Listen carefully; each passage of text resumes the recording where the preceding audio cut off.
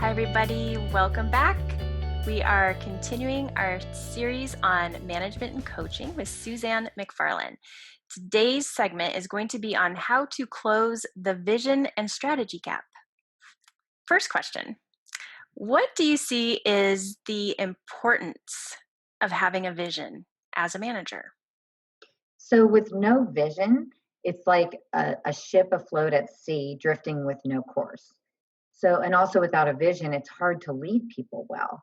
So people, when you have a vision, know what to expect and can work towards achieving whatever that vision is collaboratively. So with no vision, you have more, let's say, individual contributors, and you have less than of collaboration around let's get us to where we need to be. And how do you see coaching playing a role in helping, to really expand that ability to both create vision and then there's the strategy part Mhm. too? So first, because this comes up a lot in coaching, people will often say, "Well, I'm just not very strategic," and I try to help them isolate what does strategic mean, and so I will say and help them discover then what ways are you able to identify where are we now? That's part of strategy. The next part of strategy is where do we want to go? And the third is how do we get there? So there might be people that are really good at identifying this is where we are now. There might be some people really good at identifying this is where we want to go, and some that are really good about identifying how do I get there. But when I start helping people isolate those and then ask them questions around how do you do these things, they begin to discover that they are strategic in ways that they haven't really identified, and I think that really helps them a lot to take on whatever tasks. And the other thing too is learn new ways to be strategic. So I'll often ask. In fact, I was just working with somebody today on this issue. Who can you collaborate with? So you might not be exceptional in these areas, those three areas that I mentioned, but you certainly could put together a team of people that could bring together all of those talents to be strategic as a group, figure out all of those pieces of it. The second is how can you be innovative? So innovation is different from strategic, but come up with ways like how can you be innovative? How can you come up with ideas? The third is what methods can you use to engage others in strategic thinking? So it might not be that they're part of a brainstorming session for where are we now, where do we want to go, how do we get there, but you might be able to say to somebody that's working for you, well, how are you able to link that to our ultimate goal of this? And it helps them be more strategic by giving them the opportunity to think in a strategic way about the work or the project that they're working on. And the other thing that I was thinking as well is how can you learn to be more persuasive in sharing your ideas for vision and strategy? So you can learn new ways to do that as well too, and that's something that you can explore in coaching as well. What ways do you suggest that managers or leaders could really close that gap Mhm. between vision and strategy? So for me, what came to mind for me is really, as I had mentioned, differentiating between strategy and innovation. So one may call innovation a vision, right?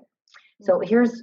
here's how this is how I define those two words. So strategy is a plan of action or policy designed to achieve a major or overall aim. So that's that plan of action. So the strategy is that's that plan of action or a policy or some kind of directive to achieve some overall aim. And the innovation is the action or process of innovating a new method, idea, or product. So if we're if we're adding innovation to the mix, you could maybe equate innovation to that idea. Like what's that seed idea for where we want to go? But strategy is how we get there. So we could also call innovation vision. We could Oh, say, I love that. yeah, so we could say, and we know lots of people that are great idea people, but they're maybe not so good at execution. So that idea of being conscious about vision could be innovation. It could be a variety of things, right? But that's really the creation of the picture, of the where we want to go. And there are a variety of ways to get there, but you could equate that with innovation. But strategy is really then the plan. The plan, how do we get there? But it's also where are we now? So strategy is that process of all those things. So let's say innovation comes first. So if innovation comes first, then you have to say, okay, well, where are we now? So we have to gauge where we are now if we want to figure out how do we get to this innovative idea that we have. And then another piece of strategy then is going to be that plan of how do we get there. Wonderful. And Suzanne, who do you typically work with? So I typically work with companies or organizations, their leadership, and that could be executive leadership, it could be directors or managers.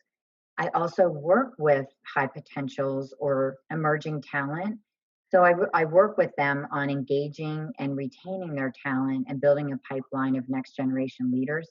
So I do leadership development across the levels of an organization. And I also help develop that talent as well too for companies and organizations. And how about if somebody would like to work with you, how can they reach you?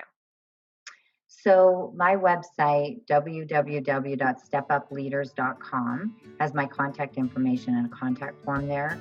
And so I can be reached there or at Suzanne@stepupleaders.com. Wonderful. Thank you so much again for being here with us in this conversation. I Thank appreciate you, you. Laurel. Thank you. I appreciate you too.